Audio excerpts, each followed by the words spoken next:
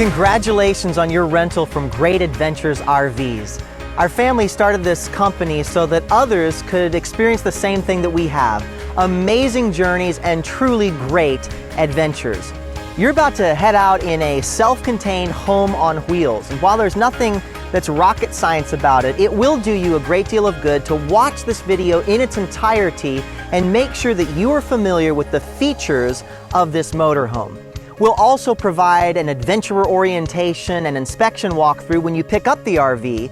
And all of this is so that when you hit the road, you're spending your time making memories and not trying to figure out how to turn on the refrigerator.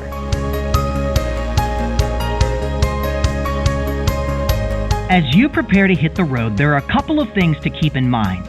First, this motorhome is nearly 12 feet tall, so as you're driving, be aware of your surroundings and keep an eye out for low-hanging limbs and other height-restricted areas, such as the canopies at gas stations. Use caution as you navigate through tunnels and bridges. This RV is also nearly 9 feet wide, and so it's going to handle very differently than the car you may be used to driving. Also keep in mind that this unit is 32 feet long. Use a helper when backing and maneuvering, and be especially mindful when turning. The back end swings out, and one of the most common RV collisions is turning too soon and clipping the tail, as you can see in this demonstration. So be sure to pull well clear of any obstacles before making your turn. When you make camp, be sure you park on level ground. If you can't secure a level parking spot, bubble levelers on the back and driver's side of the vehicle will indicate how many inches out of level the rig is front to back and side to side. Utilize the provided leveling blocks to level the vehicle. This is necessary to ensure proper function of the propane appliances as well as provide use of the sliders. It's a good idea to park the RV so that the main door opens onto the side with a picnic table. And please don't park too close to the fire pit. The only thing you want to be roasting are marshmallows. Also, think about the location of your power, water, and sewer hookups, being particularly mindful that your sewer connection isn't uphill of your dump valves.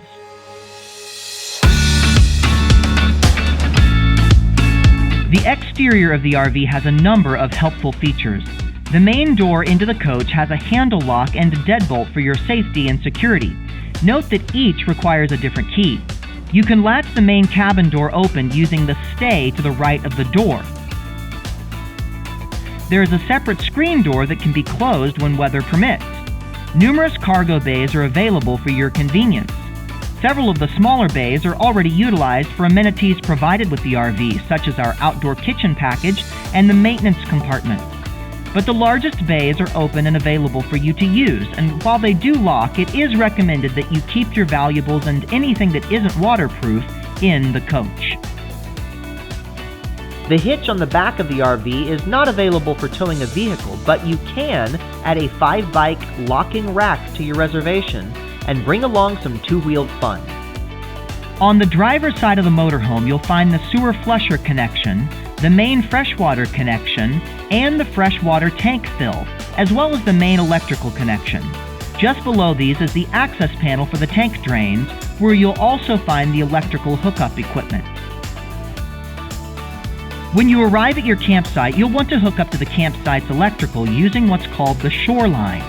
Remove the large black cable from the bin, flip up the lid on the side of the RV, insert the connector, and then hand tighten it. Next, locate the surge protector, also in the bin with the power cable. Plug it into the campsite power, then plug the shoreline into the surge protector. Finally, flip the breaker and you're powered up. If your campsite only has a smaller household-style plug, use the 15 to 30 amp adapter provided in the bin. Be sure to confirm that you have one of these adapters before you depart. When you leave the campground, just reverse the process. Flip off the breaker, unplug the shoreline and surge protector, and disconnect from the side of the RV. Coil up the shoreline and return the cable, surge protector, and any adapters used to the bin they came out of. 120-volt power from the campsite electrical or the generator is required to run the rooftop air conditioner, microwave, and standard household power outlets in the RV. To turn on the generator, locate the switch at the master control panel by the fridge. toggle the switch to prime and hold it down until the light turns red. Then toggle the switch to start, holding it down until the generator has started. Be sure that all windows and roof hatches are closed before starting the generator to avoid possible fumes from entering the RV. Let it run until the microwave display comes on before utilizing 120-volt power. Keep in mind that many campgrounds have quiet hours when a generator can't be used, so plan accordingly and be a good neighbor. Most importantly, never use the generator while sleeping. The generator uses gasoline from the RV's main tank, and it will only function when that tank is at least half full. Check the oil in the generator every 8 hours of usage, and use the dipstick behind the access panel to determine if additional oil is needed. A quart of SAE 30 oil and a funnel are provided in the maintenance compartment. Top off the oil as required.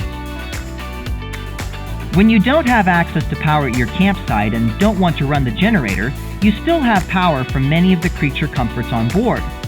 Dual 12-volt batteries provide power for the lights, the water pump, furnace fan, and the 12-volt power connections located throughout the coach. If you're going to use the furnace for an extended period of time or need to utilize the air conditioner, microwave, or household outlets, you'll have to plug into shore power or fire up the generator.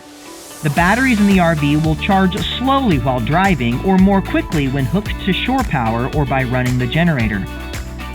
Should an electrical component stop working, the first thing to do would be to check the fuse panel, located in the master bedroom at the foot of the bed. Press in on the panel to pop it open and reference the labels to identify which fuse or breaker to check. If a breaker needs to be reset, simply move it into the off position and then back on. If a fuse needs replacement, spares can be found in the tool compartment.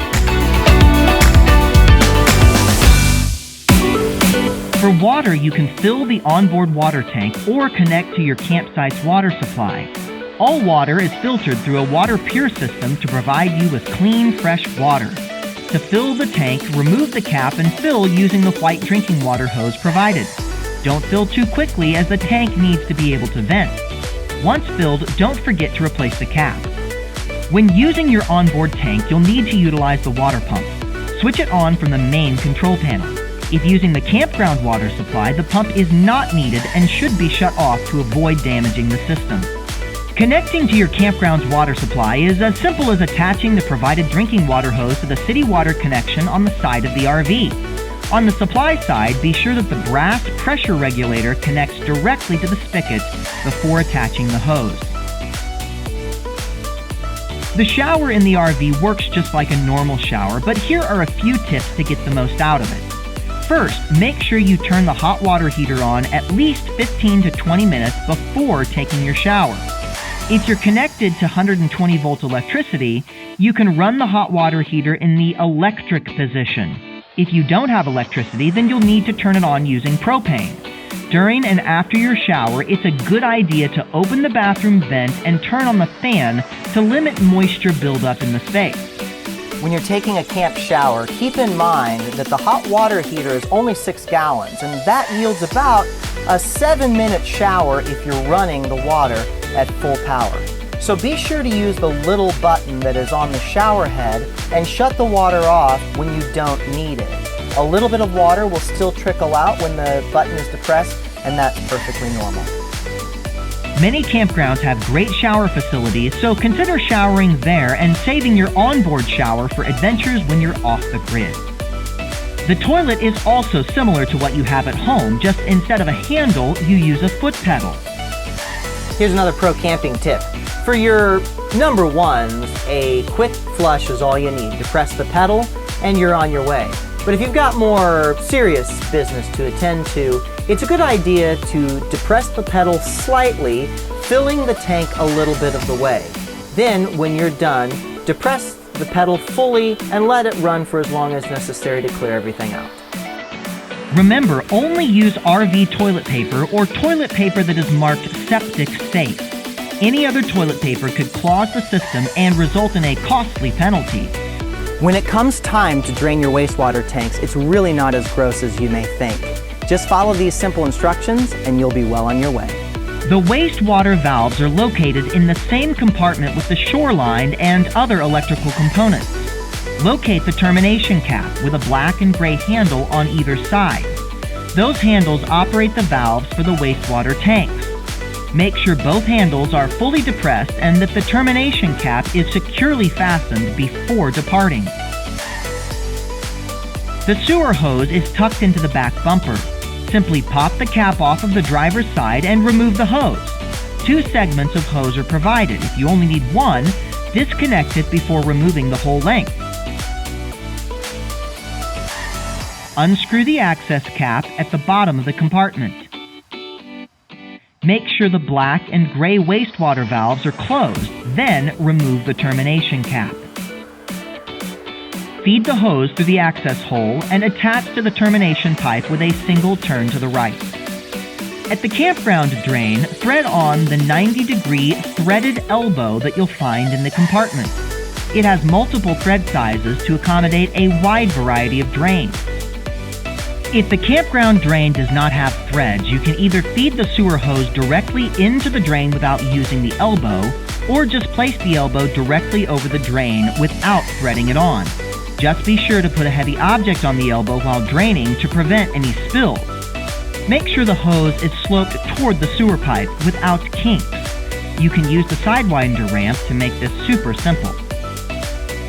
It is important to leave your wastewater valves closed while parked at your campsite.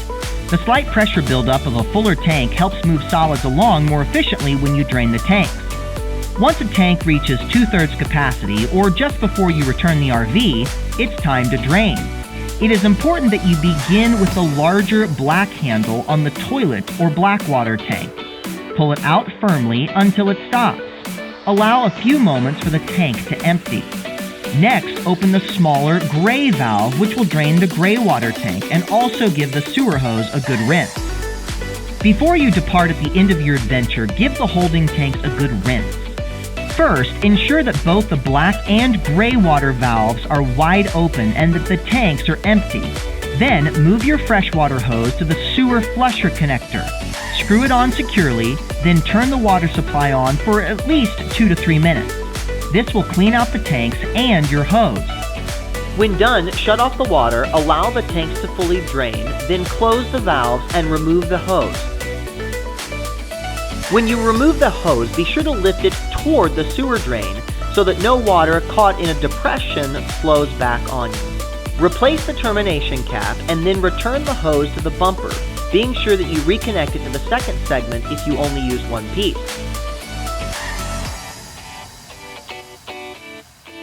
Screw the access cap back in place and don't forget to remove the elbow from the sewer drain if it was used. Each time you drain your wastewater tanks, or at least once a week, add a sewer treatment to the tanks, which will help break down solids and eliminate odors which could get into the coach. For the toilet, just drop one of the treatment pods into the toilet bowl and flush for about 20 seconds. If your campsite doesn't have a sewer hookup, most campgrounds have a dump station for you to use at your convenience. If you don't have access to a campground dump station, many travel stops or other campgrounds will have stations that you can utilize for a small fee. Visit santadumps.com or rvdumps.com for possible locations near you, or just Google RV dump stations and be sure to call ahead to confirm pricing and availability. Typically, you can just pull up, deploy your hose, and follow the same procedure we just outlined. Several of the onboard appliances in your RV are operated with propane. You will be provided a full tank at pickup, but if you need to refill it along the way, propane for the exterior mounted tank is widely available and will be filled by an attendant while you wait. Be sure to shut off all appliances before filling up, as well as the propane shutoff valve located next to the filler valve. Turn it clockwise to close the valve anytime you're adding propane or gasoline to the vehicle. Once your propane is full, the external gauge may only read 3/4 full. This is perfectly normal. Inside at the main control panel, you can also check the propane level. Using the propane cooktop is simple and works much like a barbecue grill. First, begin by opening the rooftop vent in the main living area and turning on the fan. If weather permits, open another window as well for good ventilation. Then, turn a burner to the light position and then turn the igniter knob. If the burner fails to ignite right away, turn off the burner, allow the room to air out for a few minutes, then try again, this time lighting with a campfire lighter. A vent hood fan and light are also available for your convenience. To use the oven, open the oven door and position a lighted campfire lighter in front of the pilot light. Turn the oven knob to pilot and hold it for 7 to 8 seconds or until the pilot light stays lit when releasing the knob. Then close the oven door and set the oven to your desired temperature. Don't forget to turn the oven off when done to conserve propane. The back of the cooktop gets very hot during oven operation, so please use caution. The microwave requires 120-volt power from either the campground power supply or generator. Be sure to use microwave-safe dishware and never microwave anything metal. The fridge freezer is a little different than what you have at home as it can run on propane or 120-volt power. Switch it on and be sure that the auto gas button is pressed in and the auto light is lit. This will ensure that the unit automatically switches to electrical operation when available to conserve propane. It is important that the RV is level for the fridge freezer to operate properly. Try to minimize the number of times you open and close the door as it can take several minutes for the unit to re-chill.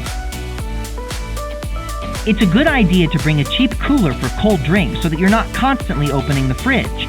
If you wish to adjust the temperature of the fridge, you'll find the controls inside the fridge itself. Inside the main living area, you'll find plenty of useful features. The dinette seats 4 comfortably. If a 5th seat is needed, a folding stool is stowed under the bench seat for your convenience. The 2 sofas are equipped with seat belts, and the back bench seat has seat belts as well as car seat attachment points. You'll find the kitchen stocked with a variety of pots, pans, cups, plates, bowls, and utensils, as well as ample storage space.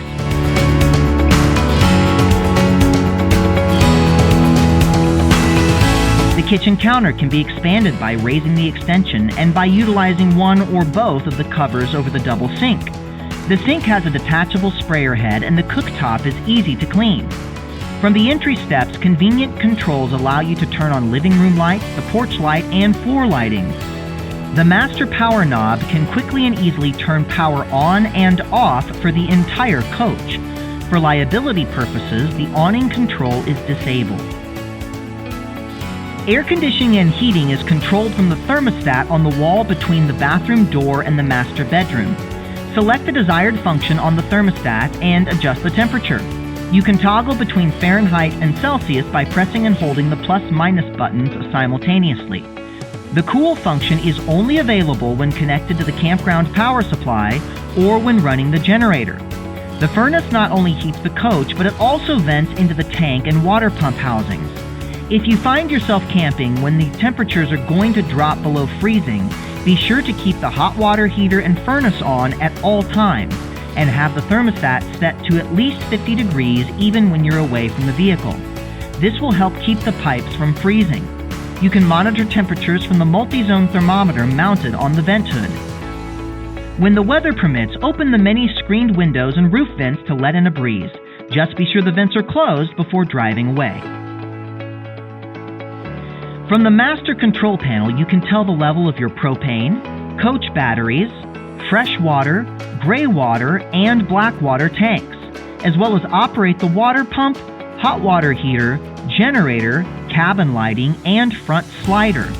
The rear slider control is mounted on the wall between the bathroom door and master bedroom. The sliders can be opened and closed when the vehicle is parked and is leveled. Only deploy the sliders if you are on level ground or have used leveling blocks to level the vehicle. Once level, make sure you have at least 4 feet of clearance all around the sliders and keep everyone clear. No people or pets should be in the sliding rooms while operating the slide motors. Ideally, hook up to the campground power supply or turn on the generator before operating the sliders. This will protect the longevity of the batteries. Ensure that the pathway of the sliders, both inside and out, is clear and that no objects are in the way that could get caught or crushed when the rooms move. With these steps completed, deploy the sliders one at a time by pressing and holding the toggle switch in the direction you need the slider to move. The front slider is done moving when you hear a repetitive clicking sound. As soon as you hear that sound, release the button. The rear slider will simply stop moving when it has been fully deployed. Once deployed, enjoy the extra living space. As an additional tip, before you close your slider, always look for debris or any other kind of objects that might have gotten in the way.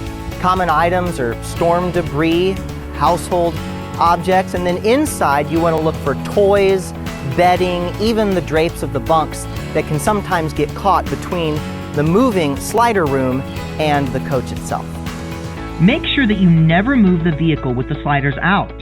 Return them to their closed position using the same steps for opening them. There are household electrical outlets throughout the motorhome. These are only operable when connected to the campground power supply or when the generator is running. 12-volt cigarette lighter style connections are located in several places around the coach and can be operated when on battery power. Several USB power adapters are provided for your use in the cabinets above the dinette. The motorhome is equipped with 3 TVs. All 3 receive signal from the rooftop antenna, which can be deployed by cranking the handle. Then turn the large aiming ring to find the best angle for your signal. The 32-inch TV at the front of the unit is also equipped with a Roku, which you can connect to your campground's Wi-Fi or tether to your own device for streaming video on the move. There's also a spare HDMI port if you want to bring your own devices. It can also be swung in or out, just be sure to tighten it down before driving. The central TV features a DVD player and the master bedroom TV has a Blu-ray player. Illumination is provided by sleek flush mount LED lights located throughout the coach. The puck-style reading lights are operated using the metal tab on the side of the lights, and the master bedroom reading lights are operated by pressing up on the lighting element itself. Floor safety lighting can be turned on from the front steps control panel, and the living room lights are on a 3-way switch, operable from either the front steps control panel or the central control panel above the fridge. The main cabin has extensive and easy-to-access storage space for your food, dinnerware, cooking utensils, clothing, and personal effects. There's even a dirty clothes hamper in the bathroom. Be intentional about how you store items so that they don't move around while the vehicle is in motion. This motorhome is designed to maximize sleeping spaces, and clever quarters abound. In the bunk room, the sofa folds down into a bed. An inflatable rail is provided for the top bunk, and curtains and doors close the space off for privacy. In the main coach, the over-the-cab, nearly king-size bed requires no setup and is ready to go. Access it by removing the ladder and latching it to the front edge of the bunk. It is also supplied with an inflatable bed rail, but parents should use discretion when placing children in the over-the-cab bed or top bunk. Finally, the dinette also converts to a bed. First, remove the seating cushions. Then, unlock the tabletop from underneath and firmly push on the table to lower it into place. Replace the cushions and you're ready to go. The master bedroom is equipped with a Certipedic short queen mattress and can be closed off from the rest of the coach by sliding the wooden door. None of the beds should be used while the vehicle is in motion. All occupants should be seated with seatbelts fastened throughout the duration of the drive. Finally, just a couple last items to remember to keep you and your fellow adventurers safe. First, never use the vehicle's engine for heat while you are sleeping or heat with the cooktop burners. The motorhome is equipped with a carbon monoxide and propane detector, which should be tested daily. Keep in mind that these are sensitive devices and could alarm a false positive when sensing certain air fresheners or perfume. If this happens, it should automatically shut off after a few moments. If it continues to sound, vacate the RV, shut off the propane, and call the host number in your adventure guide. There is also a smoke detector in the main living area, which should be checked daily as well. Just inside the main door, you'll find a fire extinguisher. Floor lighting is provided for your safety and convenience, along with porch lights on either side of the RV, as well as an awning light. Exhaust from the furnace and hot water heater is hot, and so the exhaust vents for these appliances understandably get very hot when in operation. Please use caution around these vents and do not touch them. Before departing, review the departure checklist at the back of your adventure guide.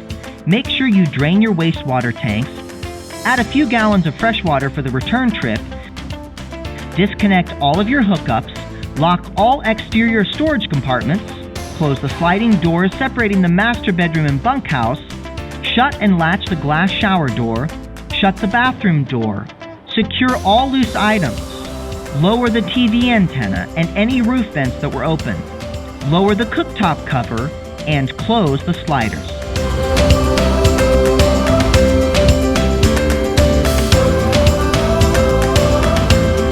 And don't forget to pick up the leveling blocks after you roll off them.